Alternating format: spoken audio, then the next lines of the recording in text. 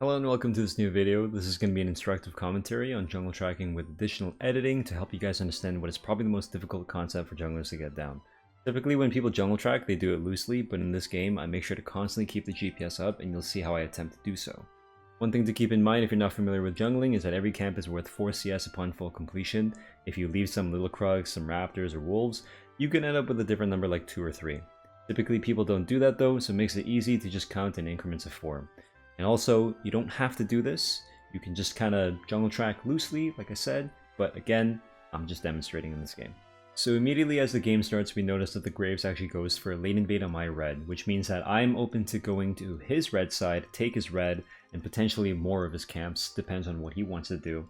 Now the difficulties in doing this is that typically they'll invade, and then they'll also have a ward on their side of the jungle to watch in case you counter invade, but oftentimes if you go straight to their buff, the enemy laners won't even have the ability to like respond to you because they're level 1. So in this case, I just went straight for the red and I looked for additional camps. It's like I'm just doing my clear normally, honestly. Question is, do I gank mid here? We do have Ignite. Probably good chances here. Graves probably hovering? No. It's okay. We both understand how the game goes. Yeah. The Graves should know that I took his side. Question is, do I gank this? Oh, that was gankable. That was gankable. Ah, maybe I could have doped. I can still dive? No. No. Not with that wave going away. Might be too hard. Oh my god, Graves went. Okay, already this is probably one of the most important things that you guys will ever learn on the video. It's good that we're starting here. 12 CS, right when we hit tab, this tells us so much information. So follow my line of thinking. We already took all of his bot side, which means that if Graves comes down to bot side, he has nothing to do. As in, none of the 12 CS could have been his Raptors, his Red, his Krugs. We know this for a fact. Also, crabs have not spawned yet, so he couldn't have taken it on the way. He must have done red into Krugs, into Raptors, some combination of that, right? In hindsight, he actually did red, Raptors, Krugs, and then he path bottom. But the way I know this is very simple. He can't get level 3 off of doing red, Raptors, and then his wolves. And if he did his blue for 3, we would have seen him with blue. He could have done red, Raptors, his Gromp, and then come bottom, but that is such a weird path to take. So we're going to rule that out. Most cases people won't do something like that. So the most reasonable thing that we can assume is that he took my entire top side for level 3, and that's how he has 4, 8, 12 CS with a red buff. Now if you're wondering why I'm explaining something so simple, it's because you need to be able to reverse engineer what the most reasonable path was, because a lot of the times there are some ambiguous cases. So you have to understand something like timing. How quickly can someone get somewhere given the camps that they took? And their level, okay? So pay attention. He pathed all the way down. He didn't go to his bot side. He didn't even back. He still got health pot. Okay, I'm gonna just back, and then I'm gonna go invade his top side. He might path through mid for crab, but I think I can get there. Graves didn't get an assist, so in terms of money, he should have at most longsword. At most.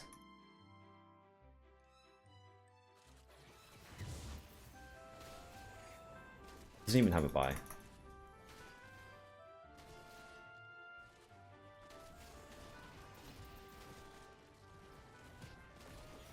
Must have been flash, right?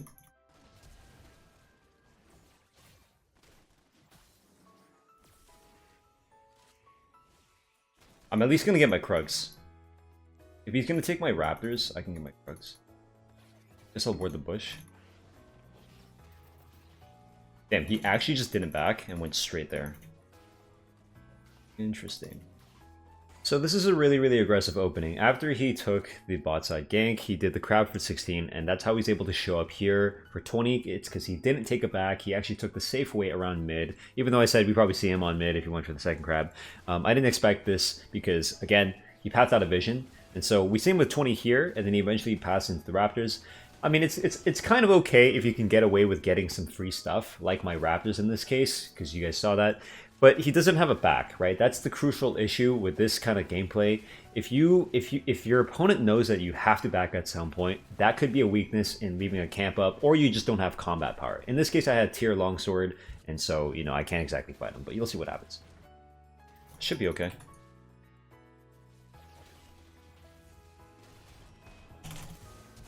Ah, damn. I thought I could put enough distance with phase rush.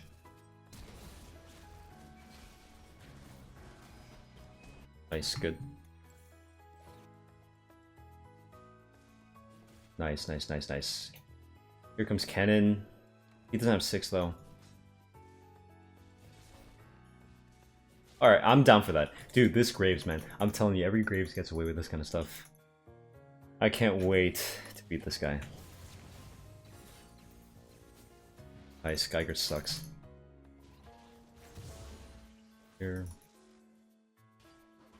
And Graves is probably gonna go topside for his blue. So I can invade his Raptors. If he's smart, he just goes to his bot side. Because he knows that my topside's done. Because he took my Raptors and I took his Krugs.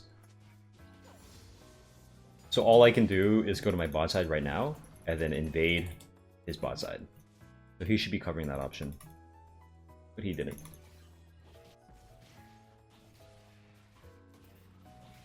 Watch the bush.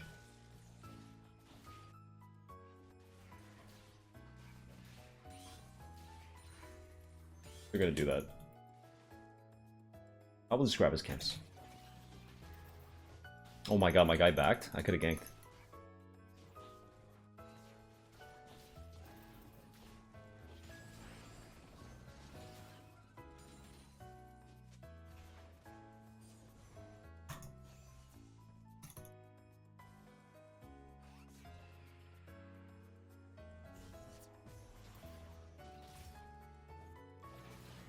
Okay, I got him out of that. Do you have another bomb or what, man? Okay. I'm gonna lose my top side for this because I showed, but I'm hoping that's good. Like, it's good enough. 40, that's 16 CS difference. I don't think I saw him with red buff, did I? Oh, okay, okay, okay. Oh boy. So obviously we know with hindsight that Graves didn't go to the spot side, but we can get to the answer from multiple different areas, right? Like as to where he actually went. Where did Graves path? Well, he didn't show bot side, so he must have gone top side. But also we could count a CS, and also we could see that like the grubs were taken, so we know, right? But what's more important here is to understand why I was calling out that Graves probably should have went to his bot side. Yes, grubs can be useful, but he should understand that with Jarvan's top side being down, Jarvan only has the option of going to his bot side and then do dragon or invade, right? And so I obviously invade him, I take his Raptors and his Krugs, and I do the gank eventually. And we know that Graves had 24 CS when he came to my top side, right? And so he should have 36 minimum after taking his side with the blue buff, right? Typically when someone has like a blue buff or like a buff up, they'll go to that side in favor of the other, even though I think that he should have covered his bot side to prevent me from getting anything, and then path naturally upwards to the grubs, and he's Graves versus Jarvan, he should win. So grubs gives you 4 CS if you complete all of them, gives you 2 if you just get 1. We saw him with red buff when 44 CS on my Krugs. So we had multiple different ways to arrive at the conclusion that he clearly went to my top side. Number 1, seeing him there. Number 2, not seeing him on bot side, because he didn't go to his Raptors or his Krugs or counter gank, and he took the grubs. Okay, so multiple different ways to confirm how he pathed. Also checking the CS to know exactly if he skipped camps or if he did other camps. You know what I mean? So there you go. I can maybe prevent a dive. That's what, 1, 2, 3, 4, 5. Did he do my? He didn't do my Raptors yet, did he? He is level 6 though. Fucking noob. You suck dick. I'm literally gonna right click here. He's spam pinging. He's probably spam pinging his red buff. Like, yo, help me. Don't let him take my red buff. But I'm gonna get this shit. Let's smite. Smited my Raptors for 6.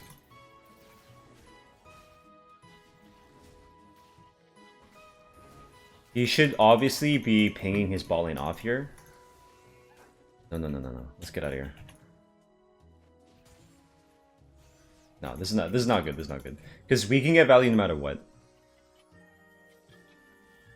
I can just go back to my clear here. After stealing that. He checked his Krugs and they weren't there. I made his clear a little bit awkward. Taking that shit ahead of time. Nice. I could just do my bot side here. I don't need to do my entire bot side for level 7. I could just do Romp for level 7 and then go invade. Because like he did his Raptors, right? There's no way he clears backwards for his Krugs. Right, he's gonna do Raptors for 52, and then he's going to go up to his Wolves for 56. And then he's gonna do this for 60 and 64. And then what he's gonna do is probably look for a top gank if he stays. Okay. And if not, when he sees the dragon dies, he's gonna walk into my Raptors and try to take them. So I need it back after taking this, and then go.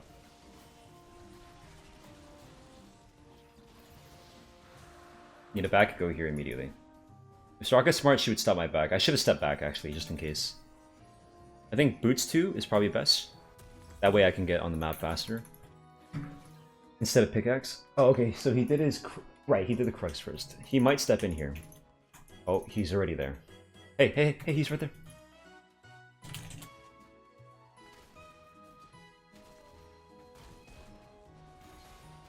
So this is an interesting one. I assumed that he would actually do the Raptors. He actually did something kind of funky.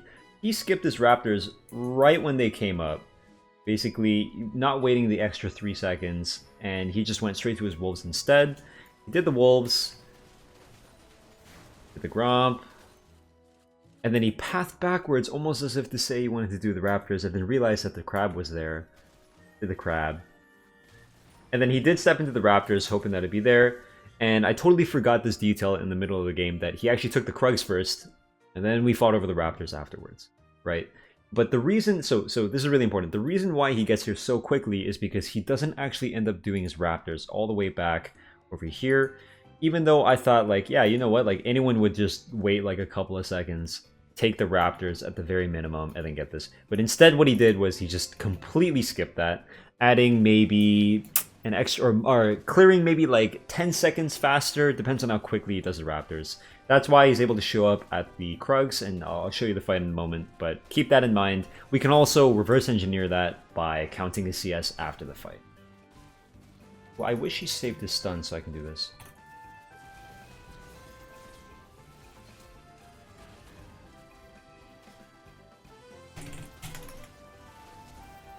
Nice, I got that guy trapped in the wall. Good. I'm gonna step back so I can't get hit by the smolder. When he comes out of the bush, I can go back in.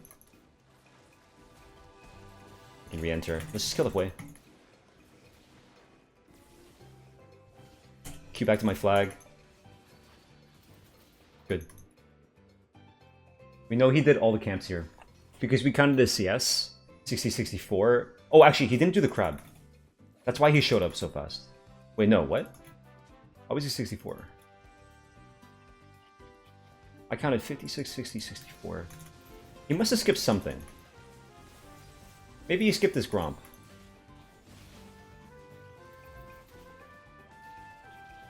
Problem is Renekton can come. I can't get away if I EQ. If I EQ, he'll have time to auto. It was a little bit greedy, but at least we denied 6 crab. I have to leave here. There's no choice. A little bit greedy. It might be worth it in the end. Not give him 6 crab. Or 6 crab, rather. Yeah, it must be the case that he went Wolves into crab into my Krugs. That's how he's there so fast. He definitely skipped the camp. So here you can hear me working through it, and you know, I understand that he skipped the camp, but I didn't consider the possibility that he would skip the Raptors, and because I assumed he skipped Romp, I actually make a bit of a different call here, but you'll see why it works out. That's good. Oh, okay. He would probably step into his top side and finish the Romp. I should go, yeah, I should go to his Raptor right away. If he's smart, he goes to his Raptors to cover him, but I think, he went 72 to 76 with the Gromp. Now he's going to cover mid.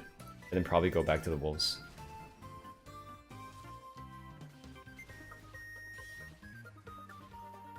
See if he goes back to wolves. I'm gonna go left here. So he only has one option to Q. Yeah, good. And then QW coming from Hui. Shit. He could path up to my red. But I'm gonna steal this first.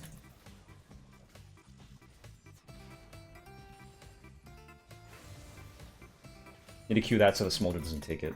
And then I need to channel my back immediately, because he's gonna go topside. So using the power of the VOD, we can clearly tell that, yeah, you know, he didn't actually skip Raptors. But the beauty in this is, like, his Gromp's up because it spawned.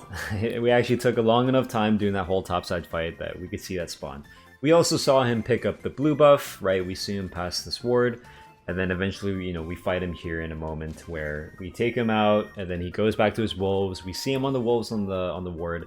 And so this is why later in the game, you don't actually have to track perfectly. As long as you know which side the enemy jungler is on, you don't have to know exactly what camps, you know, he has up or not.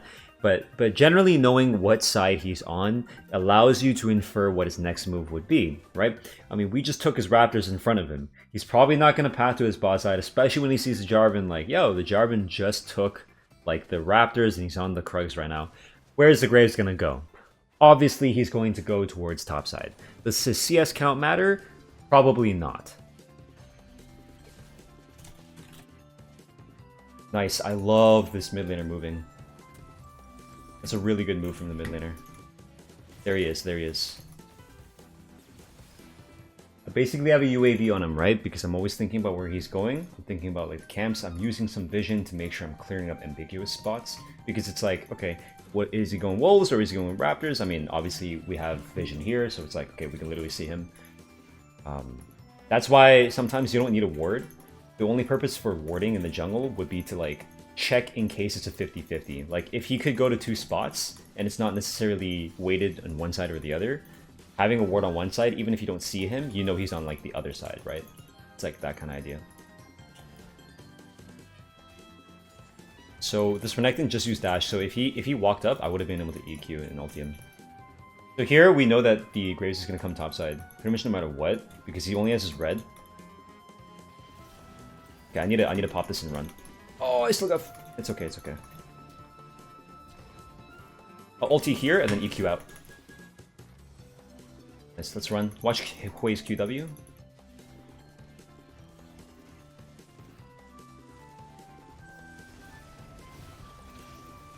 Nice, good, good, good.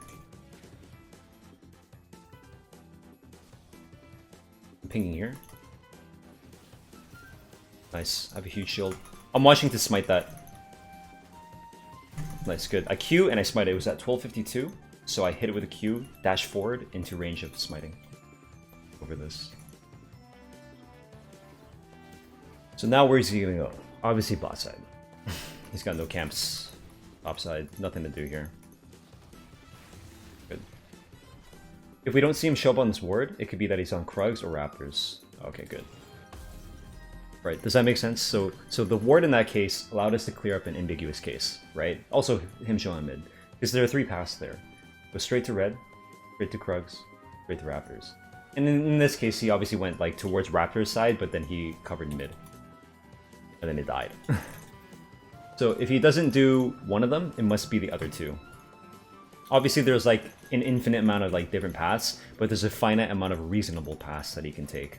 So as long as you're thinking about like what is the most reasonable thing my opponent could do at this moment, you can narrow down like what he's going to do, right? When you sit there and think like, oh, it's probably not reasonable to like sit still for like 30 seconds, so he's probably gonna move. And if he's gonna move somewhere, well, he must move somewhere that's like worthwhile. So if he's gonna move somewhere worthwhile, I have to look at like the camps to determine like what's worthwhile, right? That kind of reasoning. So I almost have my item here. I can drop this down, get value. I'm one camp off of having my max fight.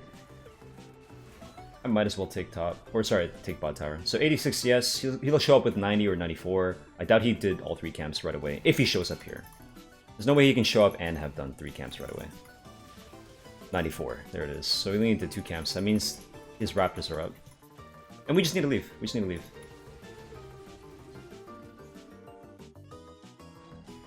I'm gonna try to sneak his Raptors quickly. This is not a threat because my team left. Or maybe he did Raptors red and then came down. Let's see. Oh, no, his Raptors are red. We know for a fact he only did 2 camps because we counted CS. So the idea is like, if he did do his Raptors, then whatever, I'm pathing towards his top side anyway. And if he didn't do his Raptors, I can take the Raptors and then take his top side. And he can't really invade my bot side too easily because there's always a threat, and also I have a ward here. So if he does do that, I can ping my team to stop him. It's good. Now we can steal all his camps. I'm gonna steal the ones that are a little bit safer. If I do that blue, I'm a little bit more in the open. If I do the Gromp, I'm open to the top laner, but he probably doesn't want to check. Can EQ through this and recall. Actually, I'm gonna check if he comes by. Yeah, see, now they're re-entering with their team. I can't invade that, right? If I invaded that, and then they entered early, it would have been bad. Good, okay. Now I'm gonna go Sundered Sky. What's his option? Well, he's got none, right? He's got no camps up. I was able to steal 3 camps from him. Because I make my decisions quickly, and based off of the information that I gathered. Okay. Now, a lot of people that struggle with making decisions, it's probably because they just don't have the ability to gather information. Even though they technically do, you have eyes, and you have the ability to count, right? It's doing that while also playing the game. That's tough. So 99 CS because he smited the blue buff from out of range. So we didn't see it update. Now he's tilted and he's taking farm from his team. He went from 99 to 104, so he stole the cannon, stole everything. And he's gonna go topside because he sees Jax through the lens of the jungler, right? Imagine their vision, they only see Jax right now. And like 2 people farming mid. And they can't do this. And like, yeah, I guess this. So they're thinking, oh shit, Jax is the closest in proximity. Maybe I should go for him. So he either hovers or he recalls. And I'm assuming he's hovering right here. So in a way, I was kind of right, kind of wrong. I was right about him hovering. He had nothing to do. But he was hovering on bot side, watching. He's like a cuck, you know? He's watching the Smolder take his Krugs. So he goes mid, tries to steal some farm, and he ends up hovering top side eventually for a very long time. He's literally just tabbed out right now. He's got nothing to do. This is what you can end up doing to people when you jungle track them and you take their camps and you're very efficient with your movement. This guy's name is Levi Int account, so I'm going to make the smart choice and not take the red, because he'll probably tilt. Anyone that has a name like that, especially all lowercase, I'm going to make the soul read here. They didn't grow up in a good family, and they don't like pickles. Okay, let's go grab our items here. It's like a decent buy, a little bit of ability haste. Raptors are up. Graves is either hovering, or he backed. He hovered and then he probably backed, and that's why he's late to this camp. The other option is he's AFK. I would only say that in solo queue. Okay, so he hit that ward for the Squires, and he's probably going to show up here. I'm going to go there a little bit early, pathing efficiently. Wall of an EQ. There he is.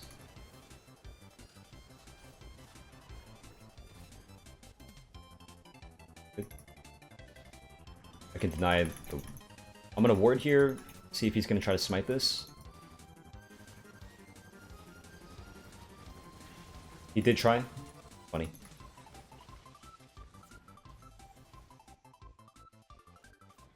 I would like to pressure the Baron, honestly. Might need Jax to come. Yeah, I don't want him to have to use TP. Let's start DPS same time as my ADC. Yeah, we have good vision here, so if we don't see them there, we only have to sweep this spot. But they're not coming. Oh, I forgot to give him a jump. It's good. Smited at 1449. I'm backing just for one thing. I didn't need it back here. I don't think I needed it back, but I might as well. I mean, I got nothing, right? I can do like Raptors, I guess. But if I do Raptors, yes, I'll be full HP. But like, I get to the Dragon after. I don't really need that. It doesn't really do much for me. I might as well just like back, get a Ruby Crystal. Even like a little bit of HP matters, or can matter, I should say. Let's start sweeping flanks. I'm okay with EQing in here because I have my items. Phase rush. We're setting up for a pick. We're doing mid wave and bot wave. So there are 3 different like squadrons, right? Areas. So ideally we don't commit to one unless it's a free gank. Yeah, so like mid could get picked, bot can't really get picked. These guys could make a mistake. It's just important that when we're scattered like that, we don't like full commit. We do a quick look and then leave. Quick look as in like we're looking for an opportunity, but if it's not there, back up. So good players will know to do that. The best part about playing with better players is you know what they're thinking.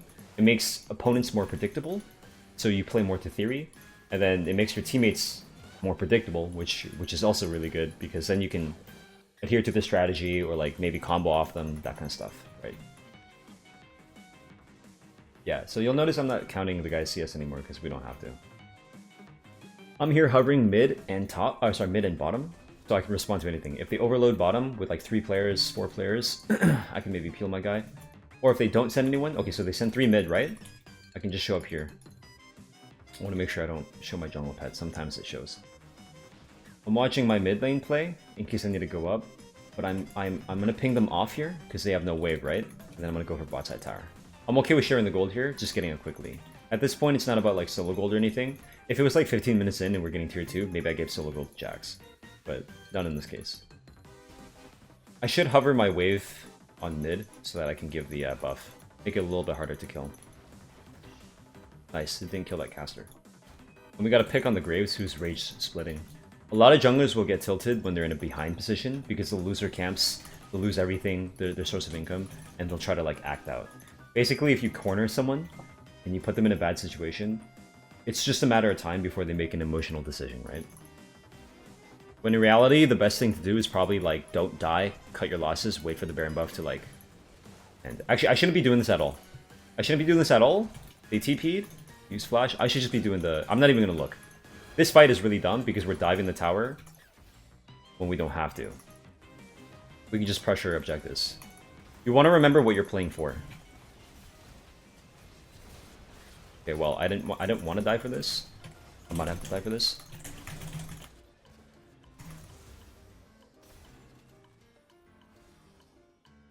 I know he has no flash because he used flash earlier. I tried to play with my Jax there. I'm gonna just smite this. Scan in case Graves is ahead of me. Get every little bit of income I can. Okay, I definitely need some armor now. Graves definitely stepped into my bot side here. He skipped his camp, so he's literally right here. Just running in, doing stuff. I'm gonna scan my wolves, see if he's on that. He's already done it. I'm gonna go chase him, for sure. We're TPing bottom. I'm paying attention because I can use my eyes.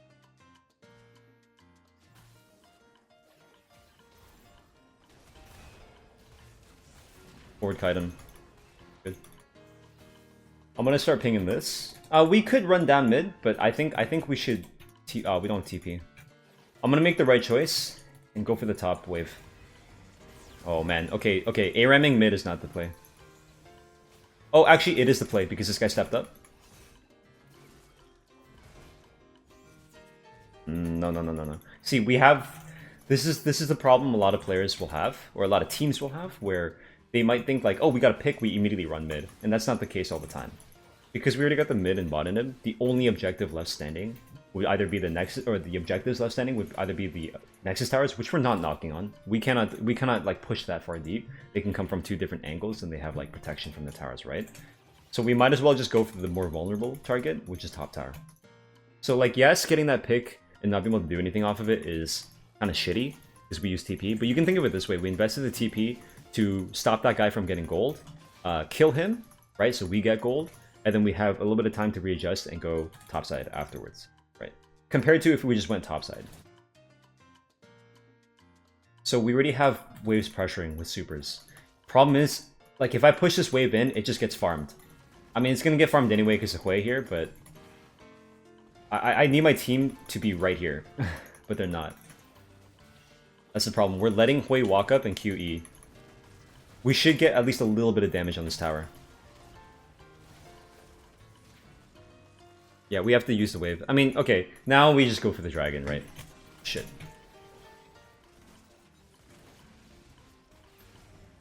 Yeah, ideally, we don't get picked here. Oh, we already have Frozen Heart. I'm gonna go Randuin's. I'm probably gonna be playing around my Jax as well, right? It's not like Jax is perma-splitting and like he'll never group. So 2 Frozen Heart is just not worth it. You might as well get Randuin's. Especially because they have a little bit of crit. Even if they don't have crit. It's a wasted passive. You still get rock solid. I'm gonna hit this camp to heal up a little bit of health. And also just be around my Jinx in case.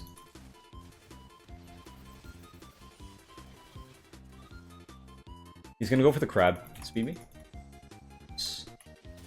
I need to go catch this guy.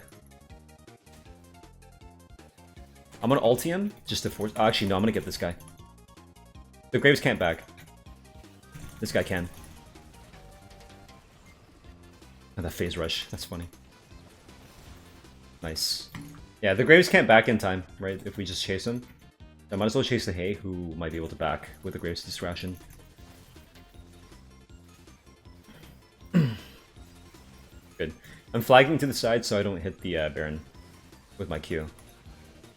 Because my auto attack speed is slow enough that I can actually hit the Baron Q and not lose DPS.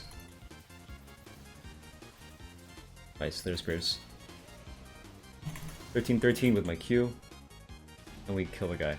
I'm resetting in time. Even though I think that we shouldn't reset here, I'm still going to reset because these guys are. If they didn't reset, I would have walked. No, they're pinging mid when we should be pinging this. We should be pinging the only lane available. Because if an open inhib comes up, and it will, obviously, we can leave Jax to that.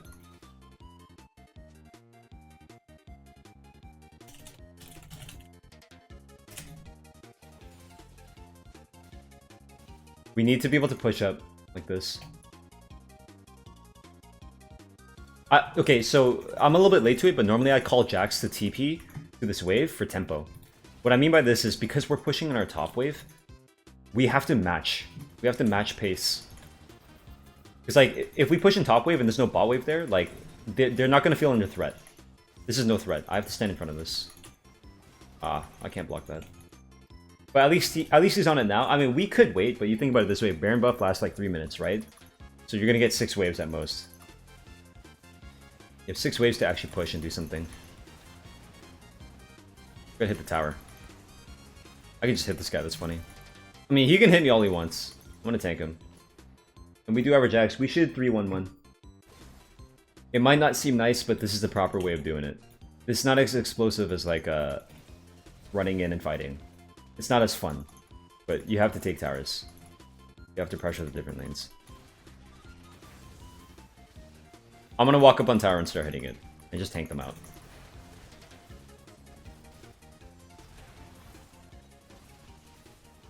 Unfortunately, we need this tower. We need to knock down all 3. Oh, what the hell? He ended up getting killed. I mean, we're sieging. We're sieging, dude. This tower's done.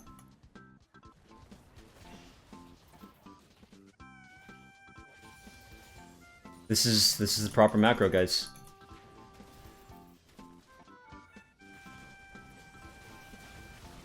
Nice. Forces flash. I'll carry the bomb. So we can push after.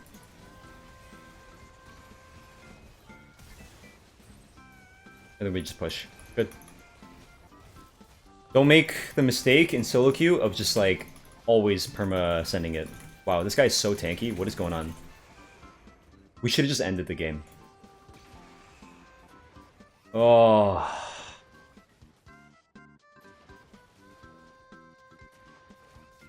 I went in because my Jax went in. Oh, but we win the game anyway. That's so funny. I'm so happy this guy loses, dude.